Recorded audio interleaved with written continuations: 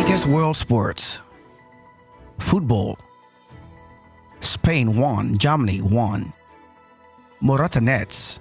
Group E qualification goes down to the wire. This is how fine the margins can be. Had Nico Schlotterbeck not raced back his jaw tight with effort to steal the ball from Alvaro Morata's feet, Germany's World Cup would hang by a thread.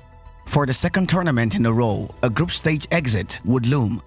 Questions will be asked, culprits sought, knife sharpened, but Schlotterbeck did race back, straining every sinew to close the gap to Morata, and he did slide in, his timing perfect, and he did steal the ball from his feet. And now it is not beyond the realm of possibility that Germany might find itself in a couple of weeks' time preparing for a World Cup semi-final, the scent of unlikely glory in its nostrils.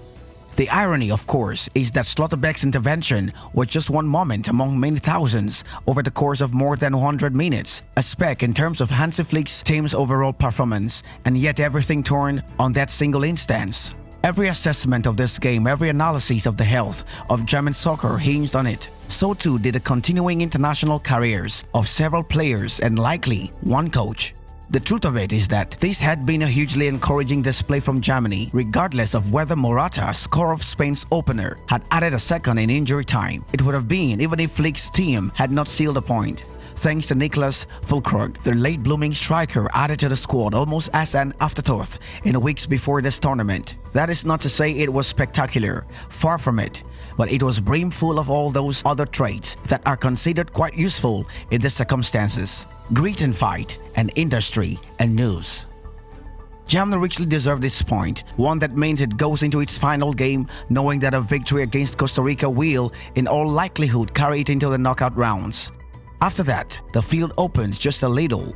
It might be Morocco in the last 16 and Portugal in the quarterfinals. Germany came within a whisker of yet another embarrassment in the World Cup. The margins, though, are fine.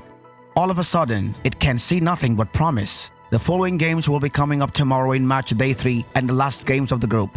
Netherlands will be taking on already eliminated Qatar. Ecuador will battle things out with Senegal. Wales will battle things out with England, while Iran will lock horns with the United States of America. Tennis. Davis Cup. Canada win title for the first time with victory over Australia. Canada won the Davis Cup for the first time by beating Australia in the final in Malaga. In the opening singles rubber, Danish Shapovalov made up for his defeat in the semi-finals with a 6-2, 6-4 win over Thanasi Kokkinakis. His Canada teammate Felix Auger-Aliassime, the world number 6, then beat Alex de Minaur 6-3, 6-4 to give his country an unassailable 2-0 lead. The emotions are tough to describe. All of us here, we've dreamed of this moment. It's really a dream come true. Canada were appearing in only their second Davis Cup final. Their first in 2019 brought defeat by Rafael Nadal Spain, but they got their hands on the World Cup of tennis on Sunday, 109 years after they first played the tournament at the expense of 28-time champions Australia.